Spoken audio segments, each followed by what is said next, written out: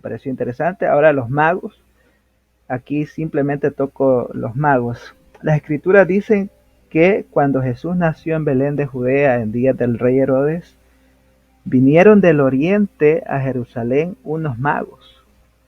Eh, Puede ser que algunos cuando leen la palabra magos piensen que se está refiriendo a alguien que hace magia, un brujo, en pocas palabras, ¿no? Un brujo. Y pueden ser que asocien de manera totalmente negativa esta palabra magos.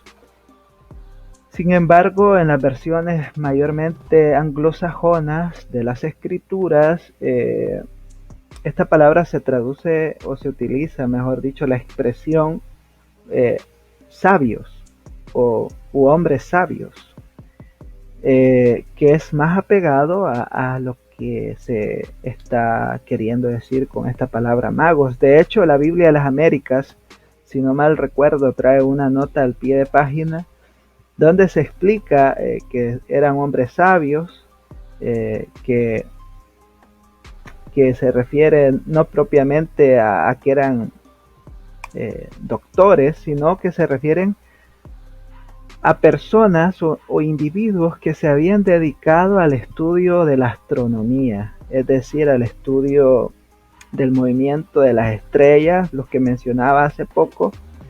Se dedicaban a esto, tenían conocimientos también en lenguas, es decir, en idiomas, tenían también conocimiento,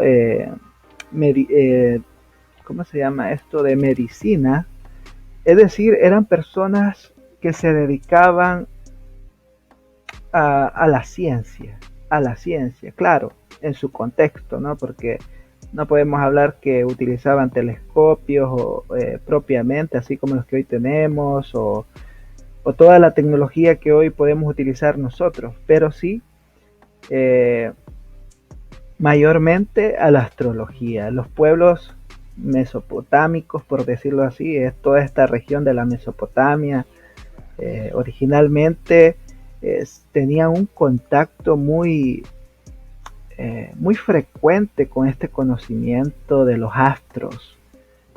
Por eso el Señor habla en los mandamientos sobre que hay que tener cuidado de no hacer imagen de lo que está en el cielo, hablando propiamente de creer que los astros celestes representan divinidades o dioses en todo caso. Que estaba, bueno, entonces los magos son personas, astrólogos que se dedicaban a esto y como les digo, era una pseudociencia, puesto que no se contaba con el conocimiento que hoy tenemos.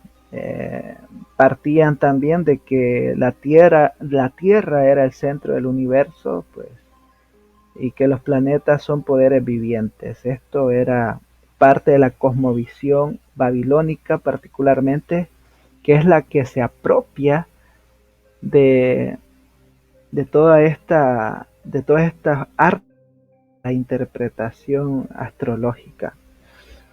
Entonces, en ese sentido, algunos proponen que estos magos probablemente vinieron desde Babilonia, donde habrían tenido contactos con los judíos exiliados y la oportunidad de desarrollar un interés en la venida del Mesías. O sea que es un consenso, la mayoría de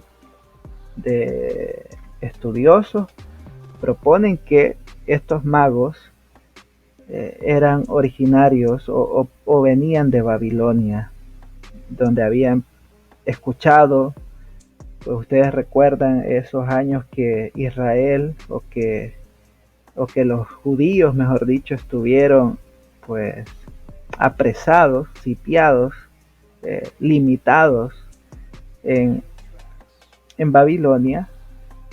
Y pues ahí empezó un fervor religioso, ¿no? Del parte de los judíos, pensando en el Mesías que habría que venir. Bueno, lo interesante es que también estos magos, como no eran tres, ya esto ya lo sabemos, ya es un dato repetido, ¿no? Pero vale la pena nuevamente decirlo porque hay muchos evangélicos también, o muchos cristianos que creen que son tres magos eh, que llegan delante de Jesús. Realmente los magos, la Biblia no nos dice cuántos son, pero en el contexto cultural encontramos que estos magos viajaban en grupos.